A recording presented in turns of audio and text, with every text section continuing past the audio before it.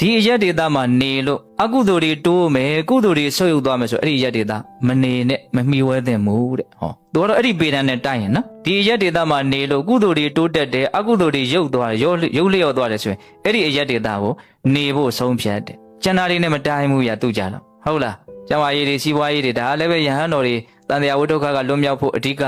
နှစ်ဦးတည်နေတဲ့ပုံကိုယ်တွေအတွက်ကတော့ဒီဟာကအလွန်မကိုပဲအရေးထားတဲ့အ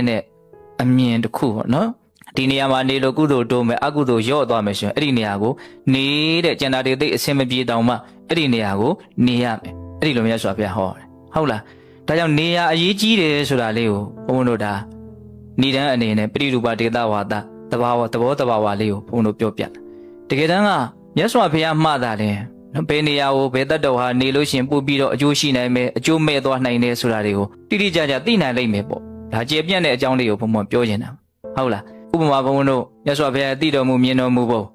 နေရာနဲ့ပတ်သက်ပြီးတော့ပြောတဲ့အလေးတစ်ခုဘုံဒီမှာမှတ်ထားတာလေးကလူတိုင်းကြားဖို့ပါတယ်မေတ္တာတုတ်ဟောရင်းရဲ့အကြောင်းတရာ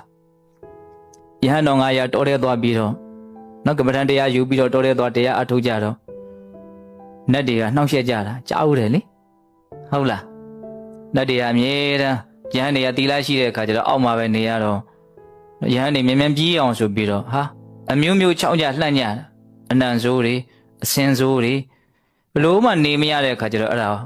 ဝါတွင်းကြီးပဲမြတ်စွာဘုရားဒီကိုပြန်ပြီးတော့ပြေးလာကြရတယ်ဆိုကြပါစို့အဲ့ဒီမှာမြတ်စွာဘုရားမြင်တယ်ဒီယဟန်တွေကအဲ့ဒီနေရာမှာနေမှနော်အတိတုဉာဏ်တွေကိုရမယ်ဆိုတာကိုမြင်တယ်မြင်တဲ့အတွက်ကြောင့်ချစ်သားတို့အဲ့ဒီနေရာကိုပဲပြန်သွားအစင်မပြေလို့မှပြန်လာခဲ့တဲ့နေရာကိုမြတ်စွာဘုရားဘာလုပ်ခိုင်းတော့ပြန်သွားခိုင်းတယ်အဲ့လိုပြန်သွားခိုင်းတဲ့အခါကျတော့မြတ်စွာဘုရားတဲ့အလွန်ကြောက်မက်ဖွယ်ကောင်းတဲ့နေရာပေါ့နော်အဲ့တင်တို့မှလက်နဲ့မရှိလို့ပါတဲ့အဲ့ဒီနေရာမှာတင်တို့အစင်ပြေဖို့အတွက်ငါလက်နဲ့ပေးလိုက်မယ်အဲ့ဒီလက်နဲ့ကဘာလဲဆိုတော့မေတ္တာလက်နဲ့အဲ့ဒါမေတ္တာတရားဘလို့ပွားရတယ်ဆိုတာကိုသင်ပေးပြီးတော့မြတ်စွာဘုရားမေတ္တာတုတ်တရားဒေသနာကိုချီးမြှင့်တယ်အဲ့ဒါကိုရွတ်ဖတ်အဲ့ဒီအတိုင်းလေ့ကျင့်ပွားများဆိုပြီးတော့မေတ္တာလက်နဲ့ကင်ဆောင်ပြီးတော့တခါစိတ်သစ်လူသစ်နဲ့တွားကြပြန်တယ်မေတ္တာတရားရဲ့အစွမ်းတတ္တိမေတ္တာတရားရဲ့တကိုးရှိန်ဆိုအာနုဘော်တော်ရောစောတော်တုန်းကအနှောက်အယှက်ပေးနေတဲ့နတ်တွေဟာဘာဖြစ်လာချစ်ခင်လာကြတယ်မျက်နှိုးလာကြတယ်ဝေယဝိဇ္ဇတွေတောင်ပြုကြတယ်လို့ဆိုတယ်အဲ့ဒီမှာပဲသူတို့ရဲ့အသိဉာဏ်တွေဟာတိုးတက်လာတော့မြတ်စွာဘုရားအကြောင်းတော်ကနေနောက်တကိုးတော်နဲ့ကြွပြီးတော့ကာထာတပုတ်ဟောတာလေကုံဘူပမံကာယမိမံဝိဒိတဝါနဂရုပမံစိတ်တမိတံတပိတဝါယောဒေထမာရံပညာဥဒေနဇိတင်္စရခေအနိဝေတနောတိယဖျားပေးသောဥမာများဆိုတဲ့ခေါင်းစဉ်နဲ့ဒီကထာလေးကိုဘုံဘုံတို့အကျဉ်းတော်ဟောဘူးတယ်နော်ကုံဘူပမံကာယမိမံဝိဒိတဝါဒီခန္ဓာကိုယ်ကြီးဟာပျက်စီးလွယ်တဲ့အတွက်ကြောင့်ဒီခန္ဓာကိုယ်ကြီးကိုမြေအိုးတစ်လုံးနဲ့တူတယ်လို့ကောင်းကောင်းနားလည်ထားရမယ်တဲ့အထီးအခိုက်မခံဘူးပေါ့နော်နည်းနည်းလေးထိမိတာနဲ့ကွတ်ဘာဖြစ်သွားလဲဟောသွားနိုင်တယ်နော်ဒါကြောင့်ခန္ဓာကိုယ်ကြီးကိုပျက်စီးလွယ်လွန်းလို့မြေအိုးတစ်လုံးနဲ့တူတယ်ဘဝကိုပျက်စီးလွယ်လွန်းလို့မြေအိုးတစ်လုံးနဲ့တူတယ်လို့မသေးကြမှုမရေရာမှုနဲ့သွားနေရတာဆိုတာအဲ့ဒီအမြင်ခိုင်ခိုင်မာမာရှိရပါနော်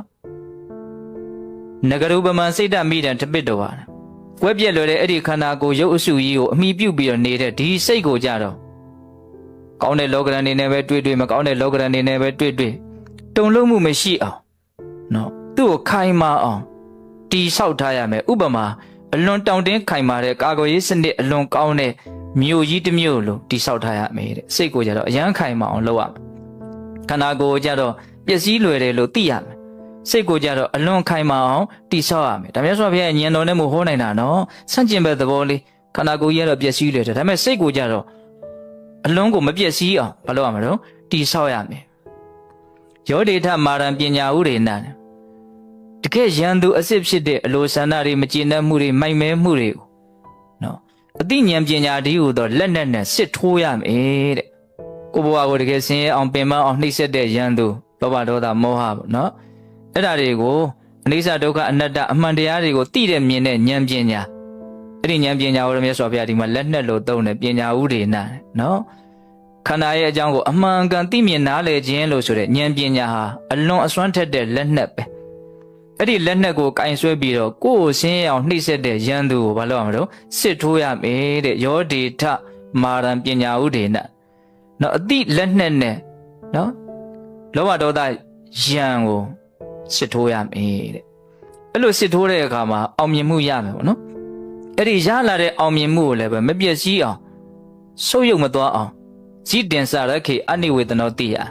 အဲ့ဒါကိုစောင့်ရှောက်ထားရမယ်တဲ့ပြန်ပြီးတော့ကြာမသွားအောင်ပေါ့နော်ပြီးတော့အဲ့ဒီရရှိထားတဲ့အောင်မြင်မှုကိုလည်းပဲမရင်မှုနေတဲ့ရှေ့ကိုနော်ခရီးဆုံးတိုင်ရောက်အောင်သွားလမ်းနေတာကိုတားရနေတာမျိုးမလုပ်နဲ့ပေါ့နော်နောက်ဆုံးအပြီးအဆုံးထိရောက်အောင်လုပ်ပလိုက်လို့အဲ့လိုမျိုးဆိုပြဟောတာအလွန်လေးနေတဲ့ဒေသနာပေါ့နော်အဲ့ဒါသောသောယဟန်တော်တွေကအဲ့ဒီဒေသနာလဲနာပြီးတော့အကုန်လုံးယဟန်တာတွေဖြစ်တယ်အဲ့တော့ပြောရင်တာပါတော့နေရအဲ့ဒီနေရာကိုပဲပြန်လွှတ်တယ်နော်